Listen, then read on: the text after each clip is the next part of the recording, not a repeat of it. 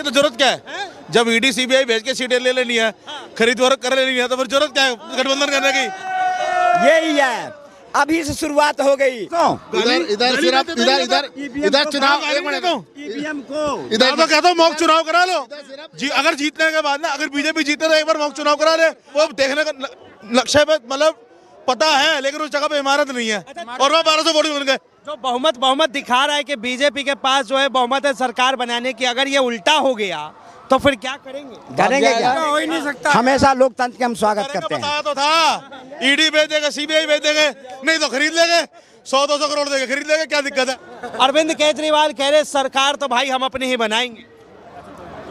पता चल रहा है उनको अब की बार, दिख रहे हैं उनको, जो एक तरफ से संदीप दीक्षित, एक तरफ से प्रवेश वर्मा, अब बीच में ऐसे फंसे हुए हैं, फरा रहे हैं और तीनों हारेंगे। आजसी भी हारेगी और मनीष सिसोदिया भी हारेगा और केजरीवाल शुरुआत वहीं से होगी और वहीं से होगी, शुरुआत वहीं से होगी। कह रहे हैं कि रमेश भिदोड़ी जो है जीत रहे हैं। अगर रमेश भिदोड़ी जीतते हैं देश का सबसे बड़ा दुर्भाग्य होगा, साफ कहता हूँ। अभी कद्दावर नेताओं में से एक नेता बात कह रहा हूँ, ये हंसने वाली बात नहीं है। अगर रमेश भिदोड़ी जीत जाते हैं तो इस देश का सबसे बड़ा दुर्भाग्य होगा, जनता का सबसे बड़ा दुर्भाग्य होगा कि उसने एक ऐसे व्यक्ति को चुन लिया कि जो महिलाओं की बिल्कुल अस्मिता का सम्मान नहीं करता।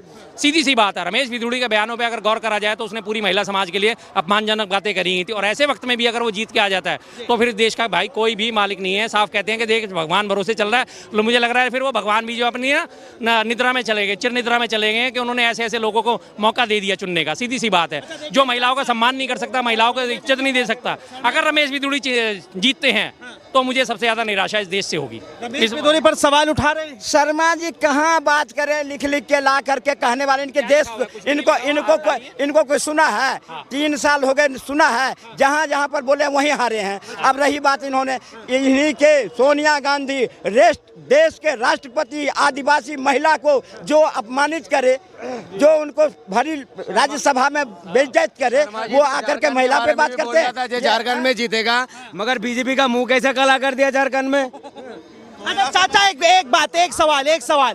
एक सवाल, अगर बीजेपी की 30 सीटें आती है और 10 सीटें चाहिए उनको और या 6 सीटें और चाहिए और कांग्रेस के पास 10 सीटें आती है तो क्या गठबंधन करेंगे आप कांग्रेस से? बिल्कुल नहीं करेंगे, बिल्कुल नहीं करेंगे। अगर बिल्कुल नहीं तो आम आदमी पार्टी से करें। हम भेज के सीटें आ जाएंगे तो जरूरत क्या है? जब ईडी सीबीआई भेज के सीटें ले लेनी है, खरीद फरोख्त कर लेनी है, तो फिर जरूरत क्या है गठबंधन करने की? यही है, अभी से शुरुआत हो गई, परेशानी बढ़ना शुरू हो गया। तारीख को 11 बजे सब ईवीएम को गाली देना शुरू कर दिया, अखिलेश देना शुरू कर दिया, ईवीएम मर गया, अखिलेश यादव करा मर गया ईवीएम। ये लोग ना तो जुडिशियली को मानते, ना लोकतंत्र को मानते, ना संविधान को मानते। एग्जिट पोल को मान रहे हैं? चुनाव करा लो। हम एग्जिट पोल को मान रहे हैं? हम बिल्कुल मान रहे हैं, मान रहे हैं। वही होगा, जुडिशरी की बात करें 400 पार होंगे। एग्जिट पोल वही वाले हैं ना जो 400 पार होंगे। 400 पार तो 29 का मामला है। अरे नहीं भैया, 24 का मामला था। पत्रकार हो यार कि तुम भी वही वाली बात कर रहे हो? अब यहीं पे मैंने बात किया, चाचा भी कह रहे हो यार, वही एग्जिट बोला जो 400 पार करा रहे थे, वही एग्जिट बोला। चुप करो। पे भरोसा है कि नहीं? एग्जिट पोल की बात छोड़ो, इस टाइम पे गाली तो नहीं दोगे तो? इधर सिर्फ इधर चुनाव ईवीएम को इधर तो कहता हूँ मॉक चुनाव करा लो जी। अगर जीतने के बाद ना, अगर बीजेपी जीते तो एक बार मॉक चुनाव करा ले, आम आदमी पार्टी जीते तो ही मॉक चुनाव करा ले।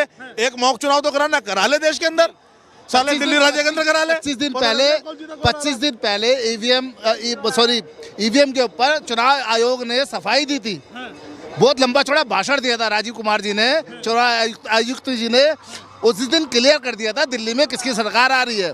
एक इतनी मतलब निष्पक्ष संस्था अपने आप को सफाई देने की जरूरत पड़ रही है, तो अपना भी समझ जाओ क्या गेम होने वाला है। दाल में काला। बात बताओ ना, पूरी बात बताओ ना। चाचा एक बात बताओ। पूरी बात की मैं बात बता देता हूँ। इन्होंने कहा कि आपको उस पर न्यायालय पे यकीन नहीं है।